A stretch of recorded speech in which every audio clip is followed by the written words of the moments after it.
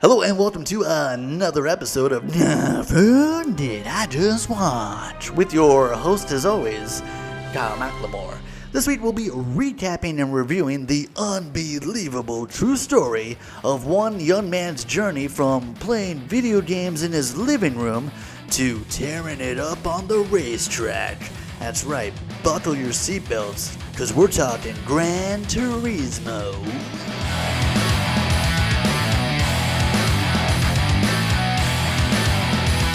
Gran Turismo is directed by the great Neill, whose previous work includes District 9 and Elysium. And as mentioned before, Gran Turismo is not only based on the popular video game series, but it's based on the unbelievable true story of Jann Mardenborough, who goes from average gamer to pro racer overnight. The film stars Archie Madekwe as our film version of the real-life Jann Mardenborough. Not a ton of filmography previous to this movie. He's popped up in small roles in Midsummer and also Beau is Afraid. And so going into the film, I didn't know much about Archie Madekwe, and I was honestly kind of blown away at how great of a performance he gives. Archie Madekwe doing a great job of not only getting you invested in the character, which is Jann Mardenborough, but also getting you invested in the emotional roller coaster that goes along this journey. Because it is a real underdog story, and thanks to Archie Madekwe, we feel the real challenge of this journey, the real struggle of him going on this adventure. David Harbour in the film as well, and he is fantastic. I'm sure we all recognize him from his work in Black Widow, or maybe Hellboy, or most notably Stranger Things. David Harbour is so next level good, dude. He is such a unbelievable actor that I swear to you, dude, I swear, there is a scene where he is just reminiscing, dude. He is just remembering the feeling of what it's like to be a race car driver, and I swear if you had never told me who David Harbour was, I would have 1000%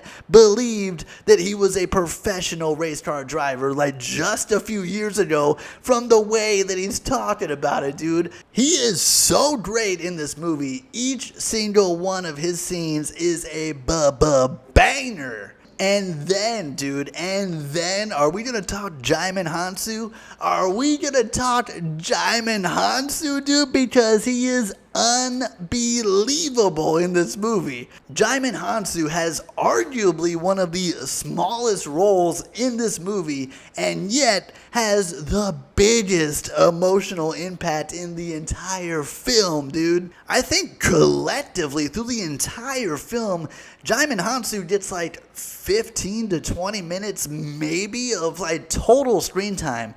But dude, I am telling you, 10 of those minutes are so hardcore, raw emotion, like unbelievable acting that it's just like, oh my goodness. If I had to point to maybe like a weaker part of the movie, it's probably the role of Orlando Bloom. Orlando Bloom playing Danny Moore, sort of like the exec behind the scenes, kind of like the guy who comes up with the whole Gran Turismo idea competition thing. So he's kind of like the idea man, kind of like the exec, behind the scenes kind of guy. He's fine. I mean, he's not bad. Don't get me wrong. He's not bad. Orlando Bloom is fine. Everyone in this film has something or everything on the line. Archie Madekwe is the driver, like he's fighting for his life to like be the driver. David Harbour like left his old team and abandoned it to be on this team, and it's like his last chance to be like a race car coach.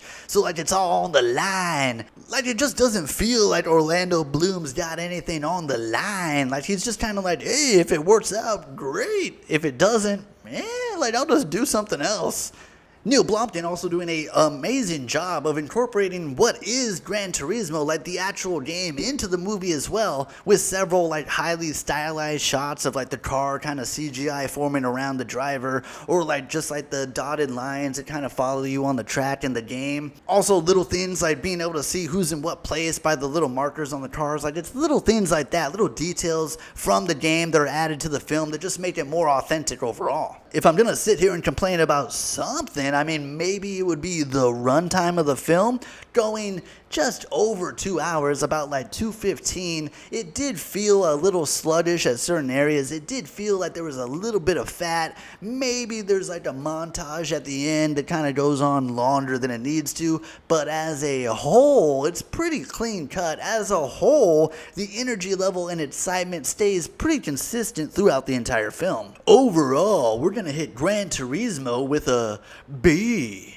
Overall, is it like the greatest film ever? Not necessarily. There were parts that probably could have been cut out. It probably could have been trimmed a little bit to cut away some of that fat. But as a whole, the parts that are working are really working. If you felt differently about Gran Turismo, feel free to comment down below. And if you haven't already, hit that like and subscribe button, as it's much appreciated. I am your host as always, Kyle McLemore, and we'll see you next time at the movies.